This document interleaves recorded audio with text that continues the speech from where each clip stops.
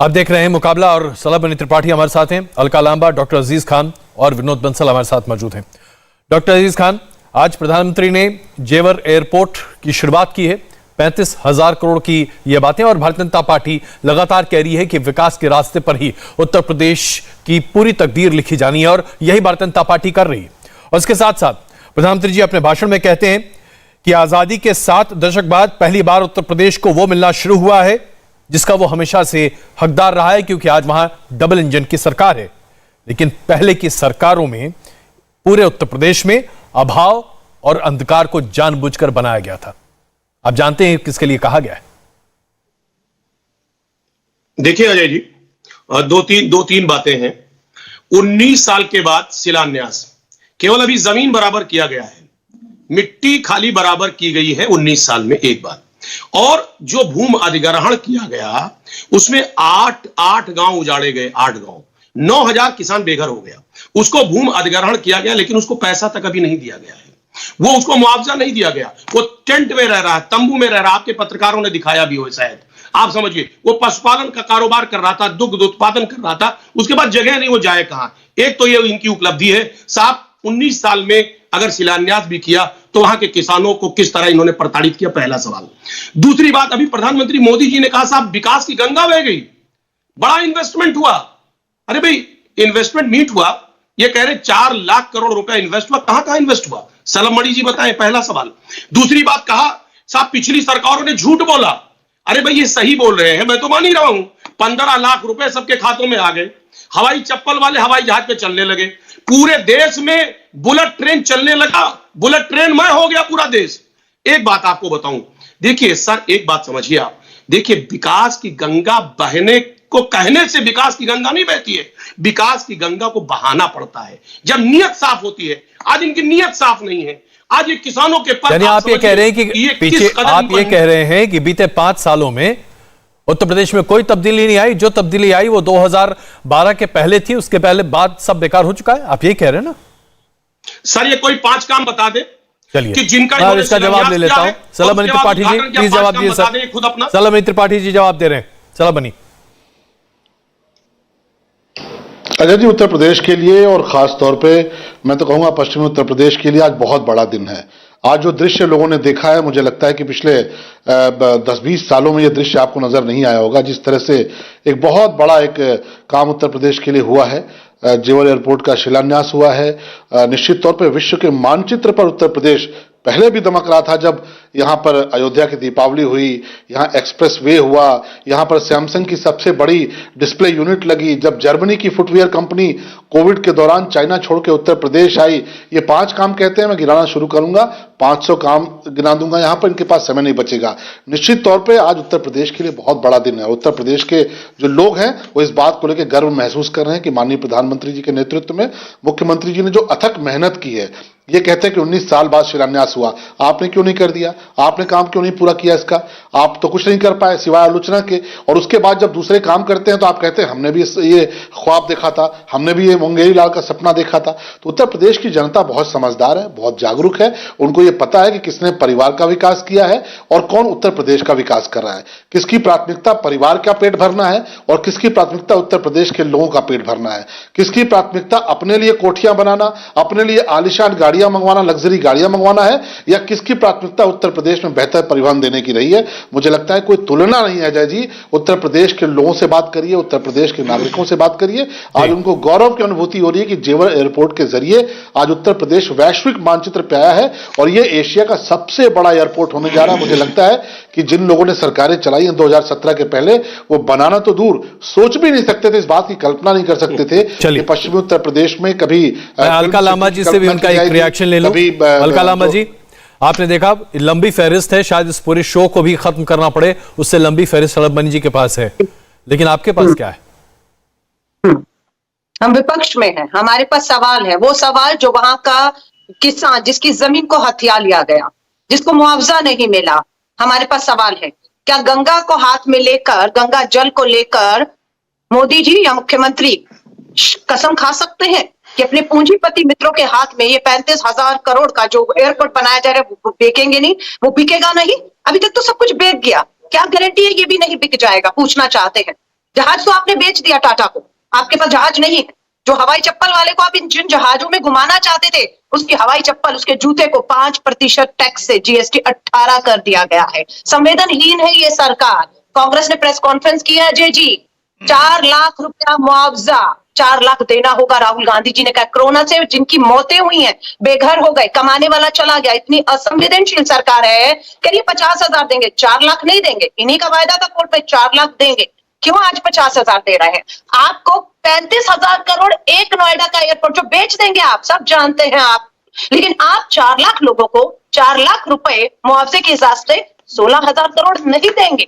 आपने देश का जहाज बेच दिए सारे, लेकिन आपने अपने लिए, प्रधानमंत्री जी ने 8,500 करोड़ का जहाज खरीदा है, 7 लाख करोड़ पूंजीपति मित्रों का माफ कर दिया है। लेकिन जिनकी जमीनें हथियाई गई, खुले में पड़े हुए हैं, उन्हें बेघर कर दिया गया, उनका रोजगार छीन लिया गया, खेती छीन ली गई। तो ये होने नहीं देगी कांग्रेस। शीतकालीन सत्र शुरू हो रहा है, घेरेंगे इन्हें। संवेदनहीन सरकार को संवेदनहीनता का खामियाजा उठाना पड़ेगा। विनोद बंसल जी, संवेदनहीन सरकार है अभी केंद्र में भी और उत्तर प्रदेश में भी। अजय जी, मुझे तो लग रहा है कि देखिए आज जेवर ने उत्तर प्रदेश के तेवर बदल दिए हैं। और मुझे लगता है कि आपके पैनल में बैठे हुए सभी लोगों को इस बात का गर्व होना चाहिए कि देखिए, वो बातें अलग है कि किसने उद्घाटन किया, किसने क्या किया, ये तो फीता काटने की प्रवृत्ति सबकी रही है। मैं किसी एक को नहीं कह रहा, लेकिन कम से कम ये बात तो विचारणीय है ही है कि जो काम आज हुआ वो पहले क्यों नहीं हो पाया। आखिरकार कांग्रेस कहां सो रही थी, कहां समाजवादी पार्टी थी और कहां बसपा थी? क्या इनका राज नहीं रहा? क्या ये ऐसा नहीं कर सकते थे क्या? आप देखिए, दुनिया का एक ऐतिहासिक एयरपोर्ट बनने जा रहा है अब, जिसने T3 और हमारे दिल्ली इंटरनेशनल एयरपोर्ट को भी जो है ना पीछे छोड़ने वाला है।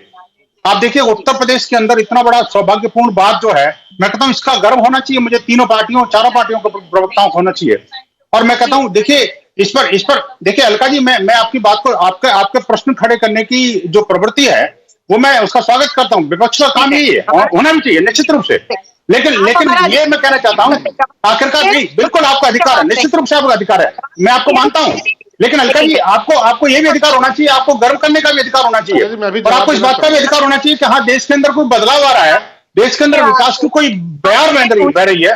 उत्तर प्रदेश अगर इंटरनेशनल मानचित्र पर एक प्रखरता के साथ में जेवर के कारण उत्तर प्रदेश के तेवर बदल रहे हैं, ऐसा लग रहा है जैसे उत्तर प्रदेश को पूरे जेवर से युक्त कर दिया गया है। आप देखिए, मुझे लगता है कि इसका गर्व आप सबको फील होना चाहिए। लेकिन बड़ा दुर्भाग्य है कि हर चीज में कमी निकालना पर होना चाहिए। प्राथमिकता ये देश के अलका जी क्या बोल रही है, मेरे समझ में नहीं आ रहा है। ये अच्छा, या तो विनोद जी जरा आप अगर चुप रहेंगे तो शायद आप सुन पाएंगे। जी बोलिए अलका जी, क्या कह रही हैं आप? विनोद जी आपका जवाब दे रहे हैं और शलभ जी भी इंतजार कर रहे हैं। जी अलका जी प्लीज। इस समय प्राथमिकताएं क्या होनी चाहिए? इन्होंने कहा कांग्रेस ने नहीं किया, हमने कर दिया। अरे आपने किया तो आपकी प्राथमिकताओं में क्या होना चाहिए था? 80 करोड़ लोगों को आप दावा करते हैं 2-3 रुपए किलो वाला मुफ्त राशन दे रहे हैं, आज भी प्राथमिकताओं पर वो गरीब होना चाहिए। प्राथमिकताओं पर देना चाहूंगा, आपने बहुत समय दे दिया अलका जी को। जी बिल्कुल बिल्कुल जवाब दीजिएगा। बस अलका जी कंप्लीट कीजिए, जवाब आपके लिए इंतजार कर रहा है। चला गया, प्राथमिकता पे वो होना चाहिए। प्रदेश की सरकार की प्राथमिकता पर तो बुलेट ट्रेन भी थी, कितना भव्य जश्न मनाया गया। कहां है वो बुलेट ट्रेन? जश्न तो मना, दिखावा ढोंग हुआ, बुलेट ट्रेन नहीं देखने को मिली। आज इस गरीब देश 80 करोड़ लोग मुफ्त के राशन पर निर्भर है, युवा बेरोजगार है, किसान त्रस्त है। चलिए जवाब दे रहे हैं सलभ मनी त्रिपाठी जी, जवाब दे रहे हैं सलभ मनी त्रिपाठी जी, जवाब दे रहे हैं। सलभ जी प्लीज जवाब दिए सर। खड़ा करने के लिए आपके पास अपने जहाज अजय जी, थोड़ा समय दे दीजिएगा मुझे भी, जितना समय आपने अलका जी को दिया है। मैं तो कहूंगा कि अलका जी को और पूरी कांग्रेस पार्टी को एक फिल्म आई थी, जाकर देखना चाहिए, टॉयलेट एक प्रेम कथा। और वो फिल्म देखने के बाद कांग्रेस पार्टी को चुल्लू भर पानी में डूब जाना चाहिए, क्योंकि टॉयलेट एक प्रेम कथा ये बताती है कि देश में सबसे ज्यादा वक्त तक जिसने राज किया वो देश के गरीबों को और गरीब महिलाओं को, जो गांव में रहने वाली माताएं बहनें हैं, उनको एक टॉयलेट तक नहीं दे पाए। ये कांग्रेस कागज के टॉयलेट बना के उसका पैसा भी खा जाते थे, वो कांग्रेस पार्टी है। देश में सबसे ज्यादा घोटाले करने वाले लोग अगर जब मीठी मीठी बातें करते हो, ज्ञान देते हैं, तो बड़ी हंसी आती है।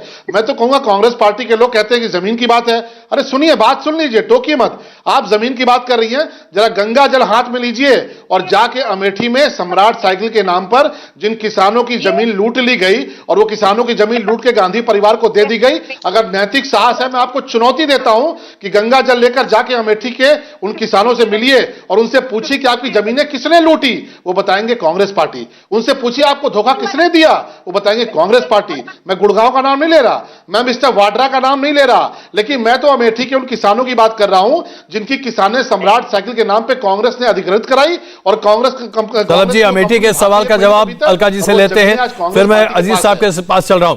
अलका जी, जवाब दीजिए अमेठी वाले सवाल पर।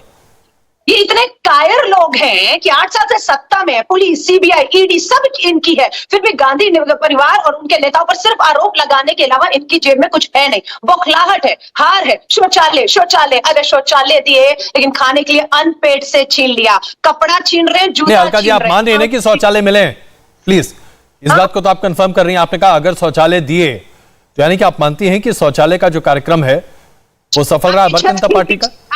छीन ली जाए, आपकी रोटी रोजगार छीन ली जाए। पहले अलका जी, पहले इस बात को तो मानिए ना कि हाँ ठीक है, चलिए भारतीय जनता पार्टी की अगुवाई की सरकार ने शौचालय मुहैया कराए उन लोगों को जहां पर जिन्हें खुले में शौच के लिए जाना पड़ता था। ये अच्छी बात है या बुरी बात है? अजय जी, मुझसे सवाल है आपका जी, दोबारा एक बार पूछिएगा, माफी चाहूंगी नहीं सुन पाई। सवाल यह है कि आपने कहा कि आपने शौचालय मुहैया कराए लेकिन खाना, तो मैं पहले आपके पहले हिस्से पे आ जाता हूं। आप मान रही है ना कि भारतीय जनता पार्टी की अगुवाई ने शौचालय उन तमाम लोगों को, उन परिवारों तक पहुंचाए जो खुले में शौच करते थे, तो ये अच्छी बात है या बुरी बात है? अच्छा सुनिएगा, काटिएगा मत, आपको और मैं को शामिल करती हूँ। हमारी जमीन, हमारी रोजी रोटी, हमारा सम्मान छीन लिया जाए, कहीं शौचालय दिया गया, आप खुश हैं? आप ये सुनना चाहते हैं? मैं कहूँ हाँ शौचालय तो मिला, आपकी रोजगार, आपकी जमीन छीन घर कर दिया गया, मोहताज कर दिया गया, आप खुश हैं? तो पता नहीं, आपका जवाब हो सकता है कि आप शौचालय मिलने से खुश हैं। अलका लांबा का और उन करोड़ों लोगों का जवाब ये नहीं हो सकता कि हाँ हम खुश हैं उस शौचालय से। शौचालय देकर क्या क्या छीन लिया, भाई घर कर दिया, बेरोजगार कर दिया। थोड़ी चाहूंगा जी सलभ जी, प्लीज एक छोटा जवाब दीजिए, फिर मैं आगे बढ़ रहा हूं। अजीज साहब के पास जाना है मुझे। सलभ जी, अब अलका लांबा जी अभिजात वर्ग से आती हैं, बड़े परिवार से आती हैं। इनके जो पार्टी के नेता हैं वो सोने की चम्मच लेकर पैदा होते हैं। उनको उस नारी की पीड़ा का एहसास कैसे होगा जो रात डूबने का इंतजार करती थी और सुबह होने का इंतजार करती थी कि उसके पहले मैं जाके रेलवे लाइन पर जाऊं अपने रोजमर्रा की जिंदगी के लिए। इनको इस बात पे अफसोस नहीं होगा। इन्होंने 70 साल तक एक टॉयलेट तक नहीं दिया और इस देश में टॉयलेट एक प्रेम कथा नाम की एक फिल्म बनानी पड़ी जिसको पूरी दुनिया ने देखा और कांग्रेस पार्टी पे लोगों ने थूका कि ये कांग्रेस पार्टी का शासन रहा है। ये कहते हैं टाटा अंबानी। अरे गुरु फिल्म देख लीजिए, गुरु फिल्म देखकर आपको समझ में आ जाएगा कि अंबानी को किसने खड़ा किया। गुरु फिल्म जाकर देख लीजिए, पूरा देश जानता है कि अंबानी कांग्रेस पार्टी में भूजा नहीं बेच रहे थे। अंबानी कांग्रेस पार्टी में क्या कर रहे थे वह भी पूरा देश जानता है। आप गुरु फिल्म जाकर देखेंगी आपको स्पष्ट हो जाएगा। ऐसा नहीं है, इस देश के लोग समझदार हैं, इस देश के लोग जानते हैं कि पूंजीपतियों के हाथ में कौन बिका, कौन सोने की चम्मच लेकर पैदा हुआ और कौन चाय। डॉक्टर अजीज खान बहुत देर से आप वंश परंपरा कुछ कहना चाह रहे हैं, बताइए साहब। बाप दादाओं के नाम पर राजनीति कर रहा है और कौन अपने दम पर राजनीति कर रहा है। स्पष्ट है कि सलभ मणि त्रिपाठी जी कह रहे हैं कि एक परिवार के लिए महंगी गाड़ियां, एक परिवार के लिए सारी सुविधाएं, ये सिर्फ और सिर्फ समाजवादी पार्टी के सबसे पहले परिवार यानी कि अखिलेश यादव जी के परिवार के ऊपर सख्त टिप्पणी है। जवाब दीजिए साहब। देखिए अजय जी, 10 लाख का सूट कौन पहनता है यह सलभ मणि जी को पता है।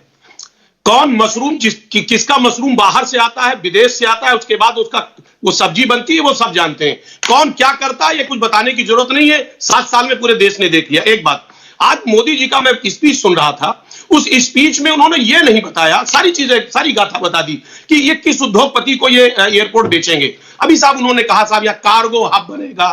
अरे कार्गो हब तो इन्होंने ये भी बताया था कि मिहान नागपुर में भी बनेगा, लेकिन साहब इतना लंबा वक्त हो गया। अभी नितिन गडकरी जी ने अभी 2021 में एक बयान दिया कि साहब वो अब कभी भी नहीं बन पाएगा। एक बात मैं आपको बता दूं, अभी लगातार मैं बहस देख रहा हूं साहब, कह रहे गंगा जल लेके बात करो प्लीज। आप और अजीज खान साहब बात कर रहे हैं। गंगा से लेंगे, उस गंगा की बात नहीं करेंगे जहां लाशें बह रही थी। किस कोरोना हाल में क्या क्या स्थितियां पैदा हुई। 800 का ऑक्सीजन। जवाब दीजिए, आप दोनों बात कर रहे हैं। गंगा में वही, और जो लाशें जल रही थी उन पे ढकना पड़ा, टीन सेट लगाना पड़ा। नहीं, सरकारी पैसे पर अजीज साहब, एक बात अखिलेश यादव जी का मकान बना था कि नहीं बना था बता दीजिए।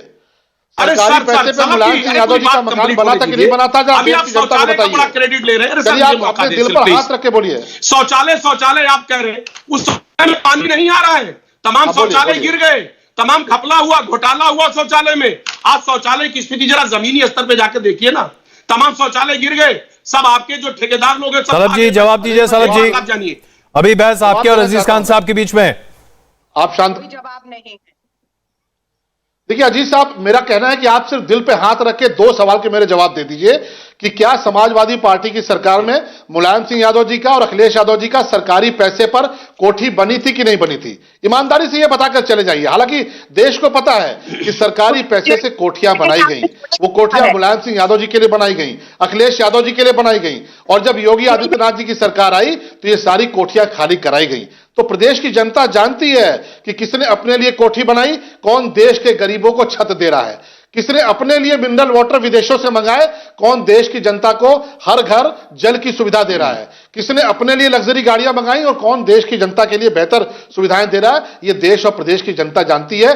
5 वीआईपी जिलों में आपके राज्य में बिजली आती थी, रामपुर, सैफई और रामपुर, इटावा, बदायूं, मैनपुरी और एटा में, और आज उत्तर प्रदेश में हर जिले में बिजली आ रही है। यह आपको पता है। कानून व्यवस्था के बारे में मुझे कुछ बताने की आवश्यकता नहीं है। मुख्तार अंसारी के रिश्तेदारों को अपनी गाड़ी पर बैठाकर, अपनी जो रथ यात्रा उस पर बैठा के कौन घूम रहा है, यह पूरा देश देख रहा है कि आज मुख्तार अंसारी के रिश्तेदारों को रथ पर बैठाना आपकी मजबूरी हो गई है। वही मुख्तार अंसारी जिसको कांग्रेस पार्टी पंजाब में पाल रही थी, आप उत्तर प्रदेश में पाल रहे हैं, और जिसका उत्तर प्रदेश की योगी आदित्यनाथ की सरकार ने भरपूर इलाज किया है। मैं जरा बहस को थोड़ा और आगे ले चलता हूं। अब जरा गेयर बदलते हैं, गेयर बदलते हैं। मैं दूंगा, मैं मौका दूंगा, लेकिन इस वक्त जरा गेयर बदलते हैं। एक और इसी बहस का मुद्दा और भी है जो कि हमें इस पर भी चर्चा करनी चाहिए। विनोद बंसल जी, आज योगी आदित्यनाथ जी जो कि मुख्यमंत्री हैं, उन्होंने जेवर के अपने भाषण में कहा कि आज लोगों को तय करना पड़ेगा कि गन्ने की मिठास या फिर जिन्ना के नाम पर राजनीति।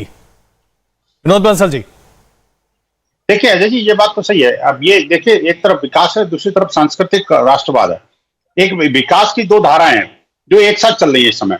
आप देखिए, एक भौतिक विकास है और एक सांस्कृतिक विकास है। इस सरकार ने पहली बार आने के बाद भी ये काम किया है कि भौतिक के साथ साथ सांस्कृतिक विकास के, सांस्कृतिक आजादी की एक अलग जगाई है। आप देखिए कि इस देश के सब पिछले 70 वर्षों में, जब से देश स्वतंत्र हुआ, तब से लेकर आज तक देश सांस्कृतिक परतंत्रता में जी रहा था।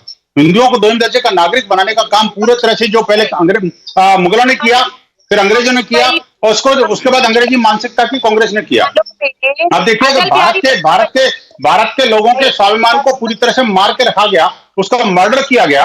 और आप देखिए कि जिस तरह से भगवान श्री राम के मंदिर के लिए हमें 500 साल तक संघर्ष करना पड़ा।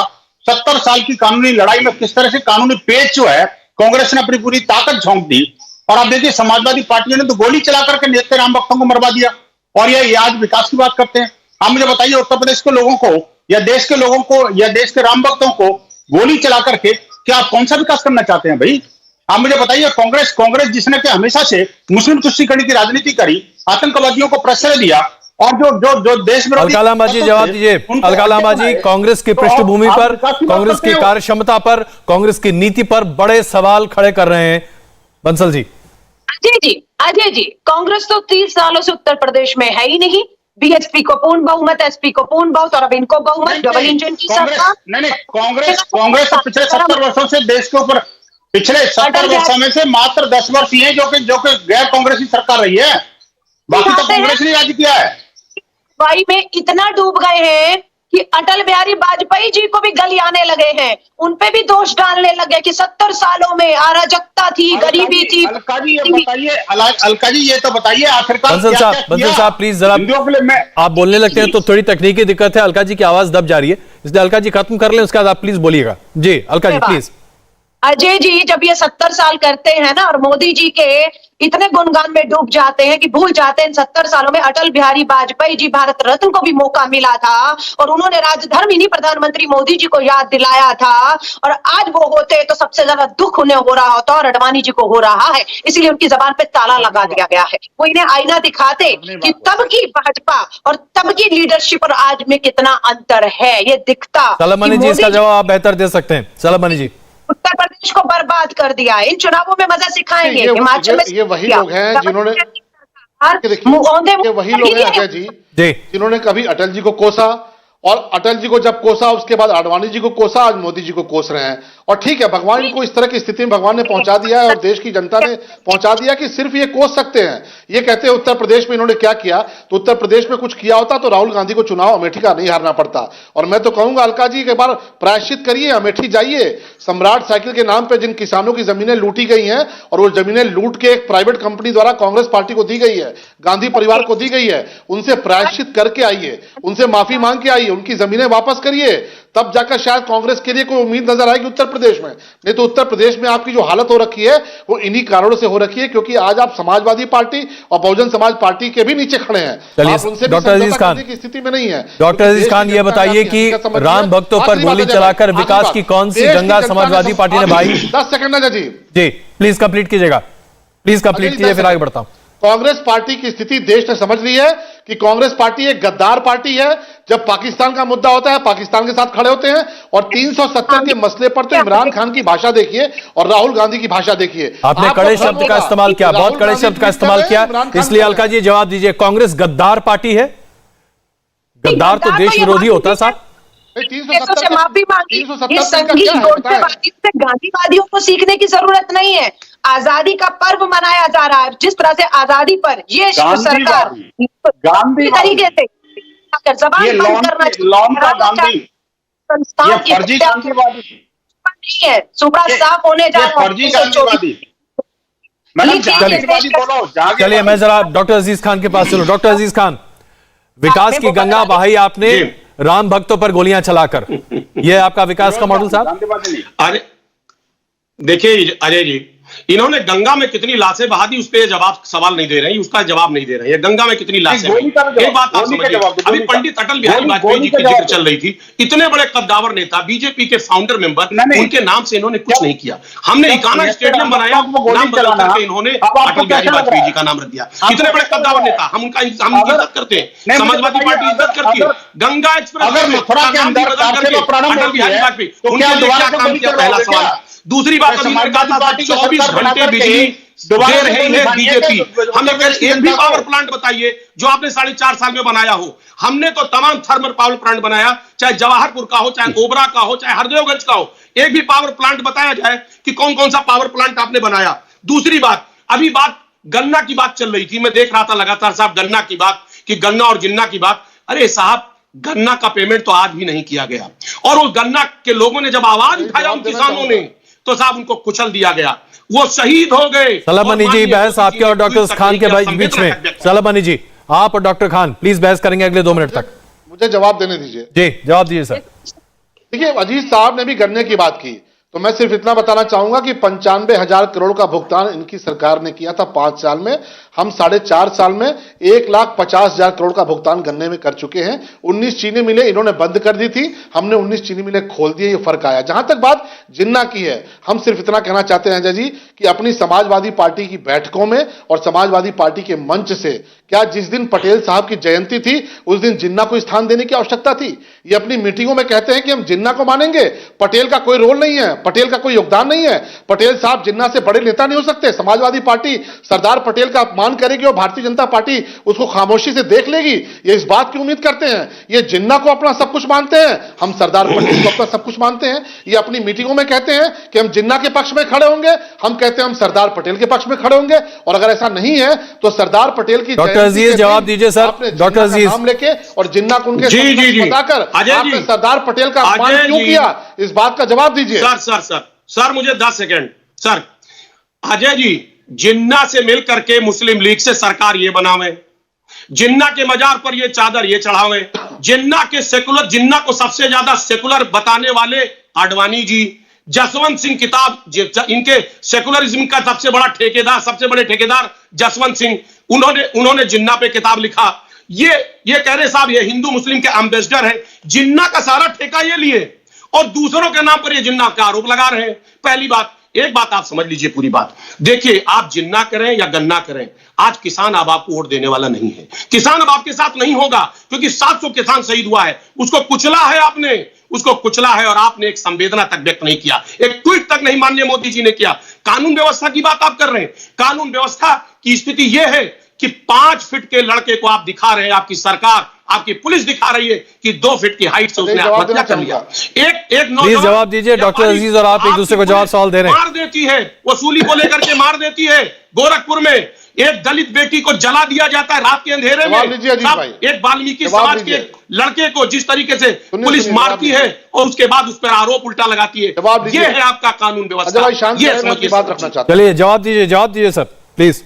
लखीमपुर में किसान इनके नेता की अलका जी बस 1 मिनट आ रहा हूं आपके पास। हालत ये हो गई सलभ जी को जवाब दे दीजिए, उसके बाद आ रहा हूं आपके पास। अलका जी 1 मिनट दीजिएगा जी। सलभ जी प्लीज। ये कह रहे हैं किसानों की बात। अरे किसान आपकी हकीकत समझ चुका है, और हकीकत नहीं समझे होते तो जिस आरएलडी को आप 9 सीट दे रहे थे, आप 36 सीट देने पे मजबूर क्यों हो गए?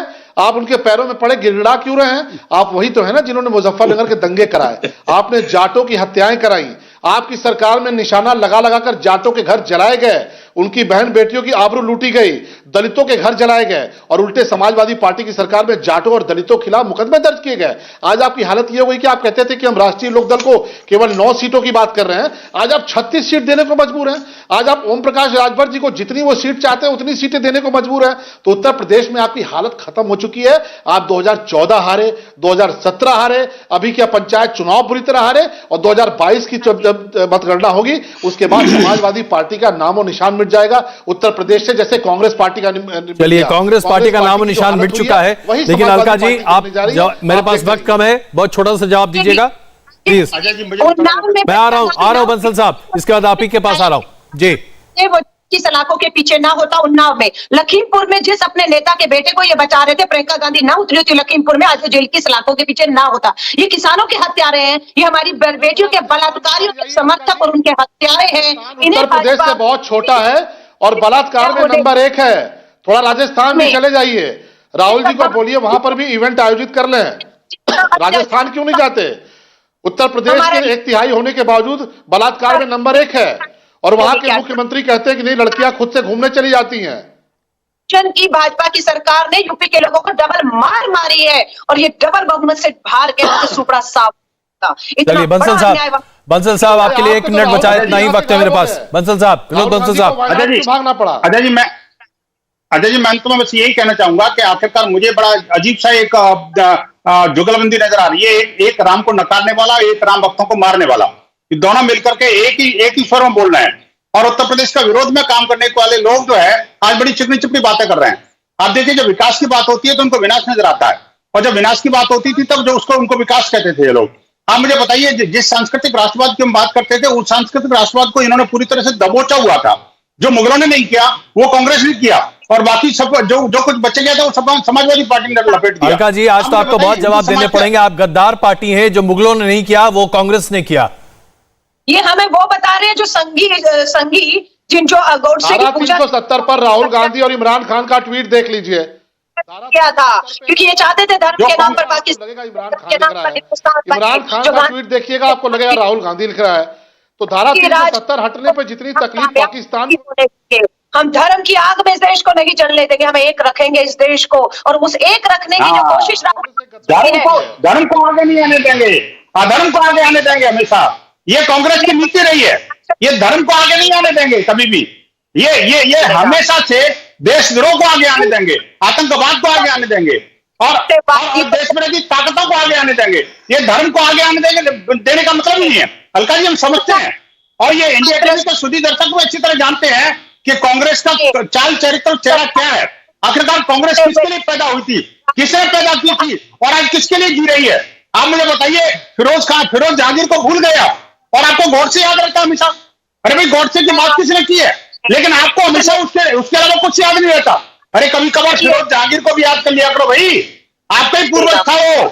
ये जो लॉन के गांधी बकरी से काम नहीं चलेगा। ये जो गांधी नाम है लॉन पे मिला था आपको, और आपको उसको अटेंड करने का समय आ गया। अब आपको सरेंडर कर देना चाहिए। वो माताजी जो इंग्लैंड से इंपोर्ट होकर आई है, इटालियन नेशनल कर्ज की जो प्रधान बनी बैठी है, उनको वहां से वापस लौटना पड़ेगा। उनको बोरिया पड़ेंगे। भारत का समाज जाग गया है। चलिए बहुत धन्यवाद इस चर्चा में शामिल होने का आप सबका, बहुत धन्यवाद। कुल मिलाकर देखा जाए तो मुद्दा विकास बनाम धार्मिक ध्रुवीकरण है।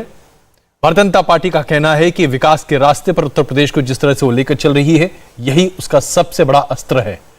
लेकिन विपक्ष इसे शस्त्र नहीं कमजोरी मानता है। इंडिया टीवी हर वक्त हर जगह डाउनलोड करने के लिए सर्च करें India TV news Google play store या ऐप स्टोर पर।